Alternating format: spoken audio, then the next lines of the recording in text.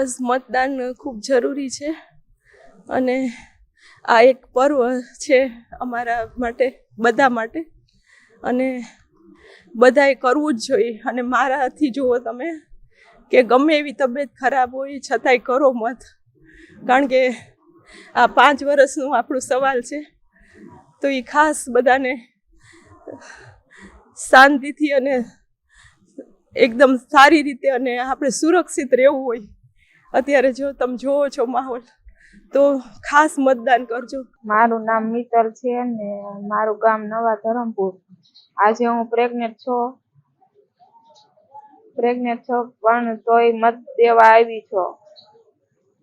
ઘરની તકલીફ થાય તોય આવી છો.